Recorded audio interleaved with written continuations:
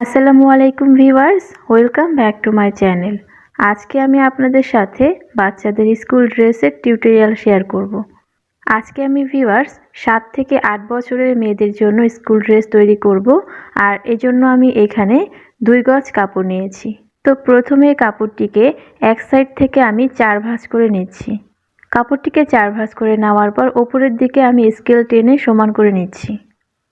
Tops পার্টের length 10 ইঞ্চি, সেই জন্য আমি 10 ইঞ্চিতে একটি মার্কিং করে দিচ্ছি, আর 1 ইঞ্চি আমাদের সেলাইয়ের জন্য। সর্বমোট আমি 11 ইঞ্চিতে মার্কিং করে কাপড়টিকে কেটে বাকি কাপড়টি সরিয়ে নিচ্ছি। ওপরের দিকে যে অসমান অংশটা আছে সেটাও আমরা কেটে নিচ্ছি। তো এখানে দেখুন ভিউয়ার্স, টপস পার্টের লম্বা আছে 11 ইঞ্চি, আর এখানে 4 ভাঁজ করা কাপড় আছে। প্রথমে শোল্ডারের মাপ 5 ইঞ্চিতে মার্কিং করে দিচ্ছি।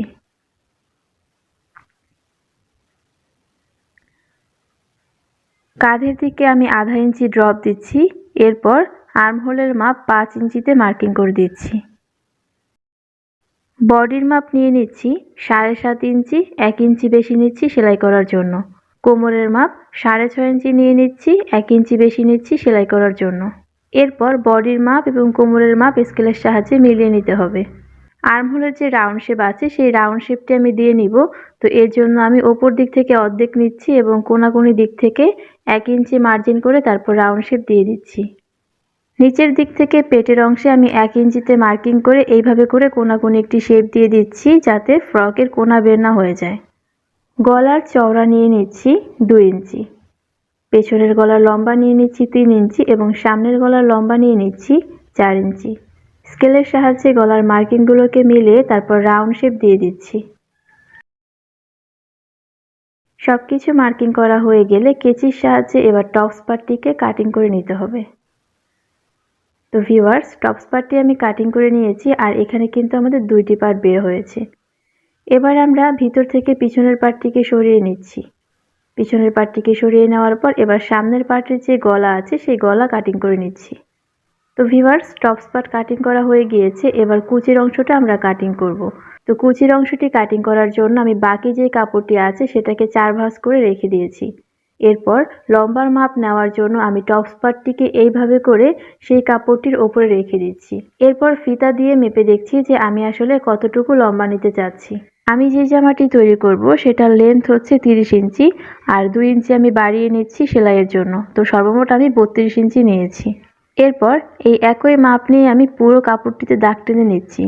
দাগ অনুসারে কাপড়টিকে কেচির সাহায্যে কাটিং করে নিতে হবে। এবার আমি চওড়ার মাপটি বুঝিয়ে দিচ্ছি।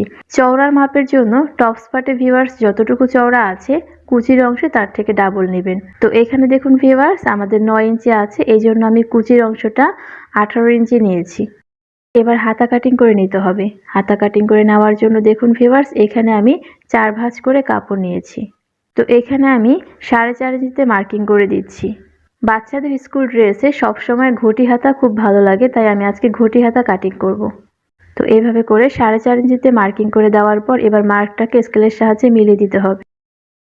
আর্মহোলের মাপ আমি এখানে 9 ইঞ্চি নিয়ে নিচ্ছি, আপনারা কিন্তু আরও বেশি নিতে পারেন। অন্যদিকে আমি 2 ইঞ্চি মার্কিং করে তারপর হাতার যে শেপ আছে সেই শেপ দিয়ে দিচ্ছি। উপরের দিকে নিয়েছি 9 ইঞ্চি, আর নিচের দিকে নিতে হবে 1 ইঞ্চি কম, অর্থাৎ 8 ইঞ্চি।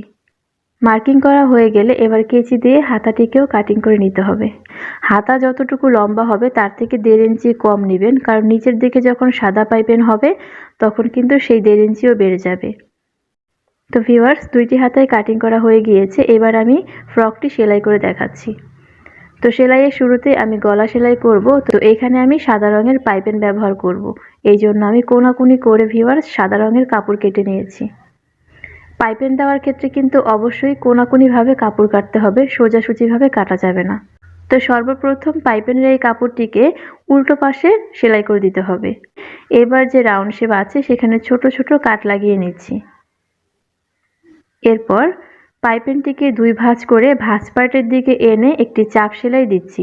আর এখানে কিন্তু ভিউয়ার্স অবশ্যই সাদা সুতা ব্যবহার করবেন, কারণ কালারটা ম্যাচিং হওয়া খুবই জরুরি।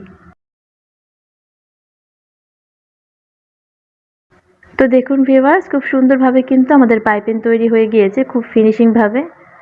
তো একইভাবে সামনের গলা এবং পিছনের গলা, 2টি গলাতেই আমি পাইপিং তৈরি করে নিয়েছি। এইবার আমরা কুচির অংশটি সেলাই করব।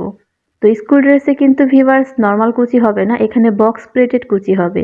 তো বক্স প্লেটেড কুচি কিভাবে দিতে হয় সেটা একটু খেয়াল করে দেখুন ভিউয়ার্স। একটা কুচিকে আপনারা পিছনের দিকে নেবেন আর একটা কুচিকে সামনের দিকে নিয়ে আসবেন। এভাবে করে একটা কুচি শেষ হলে একটু দূরত্ব রেখে তারপর আবারও একটা কুচি পেছনের দিকে নেবেন আর একটা কুচিকে সামনের দিকে আনবেন। এভাবে করে সামনে পিছন করে বক্স আকৃতির কুচি দিয়ে নিতে হবে।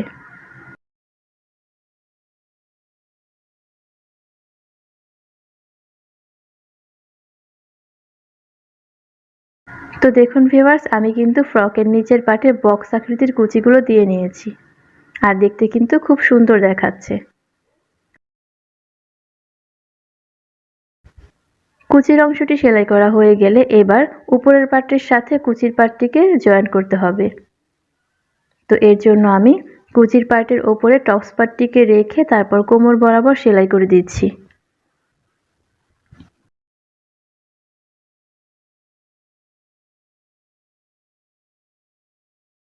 তো ভিউয়ার্স, আমি টপস পার্ট এবং কুচি পার্ট জয়েন করে নিয়েছি আর একই সাথে আমি ডাবল সেলাই দিয়ে নিয়েছি এখানে। তো এটা আমি সামনের অংশটিকে রেডি করে নিয়েছি, একইভাবে ভিউয়ার্স পেছনের অংশটিকেও রেডি করে নিতে হবে। সামনের অংশ এবং পেছনের অংশ দুইটি অংশ রেডি হয়ে গেলে একটার উপর আরেকটাকে রেখে তারপর কাজ সেলাই করে দিতে হবে। তো ভিউয়ার্স দেখুন, আমি কাজ সেলাই করে নিয়েছি। কাজ সেলাই করে নেওয়া হয়ে গেলে এখন আমরা হাতা তৈরি করব। তো হাতা তৈরি করার জন্য আমি এখানে সাদা রঙের বর্ডার কেটে নিয়েছি। এখানে ডাবল ভাঁজ করা কাপড় আছে আর এটা চওড়া আছে 4.5 ইঞ্চি। 4 ইঞ্চি আমাদের থাকবে, আধা ইঞ্চি আমরা সেলাই করে নিব। তো এই মাপের কুচি হচ্ছে আমাদের করতে হবে। তো প্রথমে আমি হাতার যে নিচের দিকটা আছে সেই নিচের দিকটাকে কুচি করে নিচ্ছি। এখানে কিন্তু বক্স কুচি দেওয়ার দরকার নেই, এখানে আপনারা নর্মাল কুচি দিতে পারবেন। তো দেখুন ভিউয়ার্স, কুচি করে নিয়েছি। এবার একটু মেপে দেখতে হবে যে এই কুচি করা অংশটি সাদা কাপড়ের সমান হয়েছে কিনা। জি, একেবারেই সমান হয়ে গিয়েছে। সমান না হলে সেই ক্ষেত্রে কিন্তু আরও কুচি দিয়ে অথবা 2-1টা কুচি খুলে তারপর সমান করে দিতে হবে। এরপর ভিউয়ার্স, এই সাদা পাইপিংটিকে কুচির সাথে জয়েন্ট করে দিতে হবে উল্টো দিক থেকে। তো দেখুন ভিউয়ার্স, আমি কুচি দেওয়া অংশের সাথে পাইপিংয়ের অংশকে সেলাই করে নিয়েছি। এবার আমি ওপর দিক থেকে এক ভাঁজ করে তারপর সেখানে একটু পিঞ্চ করে নিচ্ছি। এরপর কাপড়টিকে সেলাই বরাবর রেখে আরেকটি চাপ সেলাই দিয়ে হাতাটিকে সেট করে নিতে হবে। খুব সুন্দরভাবে সেলাই করতে হবে যেন ভিতরের সেলাইটি কোনোভাবে দেখা না যায়। আর সেলাইয়ের মাঝখানে যদি কুচি এলোমেলো হয়ে যায় তাহলে হাত দিয়ে আলতোভাবে কুচিগুলোকে ঠিক করে দিতে হবে। একটি চাপ সেলাই দিয়ে নেওয়া হয়ে গেলে কিছুটা দূরত্ব রেখে আরেকটি সেলাই দিয়ে দিতে হবে, তাহলে দেখতে সুন্দর লাগবে।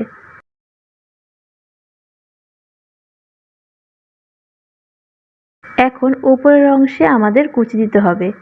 তো কিছুটা ফাঁকা রেখে তারপর থেকে আমরা কুচি শুরু করব। আর নিচের দিকে আমরা যে কুচিগুলো দিয়েছি সেই কুচিগুলোকে ফলো করে হালকা হালকা করে উপরের দিকটাতেও কুচি দিয়ে নিচ্ছি।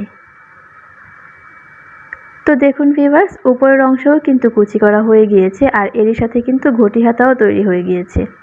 দুইটি হাতা তৈরি করে নেওয়ার পর এবার জামার সাথে হাতাগুলোকে জয়েন করব। জয়েন করার আগে মিলিয়ে দেখতে হবে যে জামার সাথে হাতাটি পুরোপুরি মিলে গিয়েছে কিনা। মিলে গেলে এইভাবে জামার ভাঁজ পার্টের ওপরে হাতাটিকে উল্টো করে রেখে খুব সুন্দর এবং সতর্কভাবে হাতাটিকে জামার সাথে জয়েন্ট করে দিতে হবে।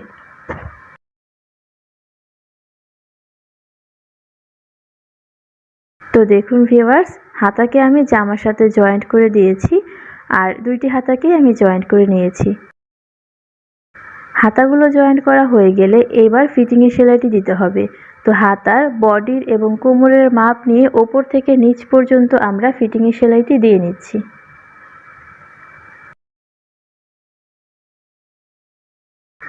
তো এক সাইডে আমাদের ফিটিংয়ের সেলাই দিয়ে নেওয়া হয়ে গিয়েছে, একইভাবে অন্য সাইডেও ফিটিংয়ের সেলাইটি দিয়ে নিতে হবে।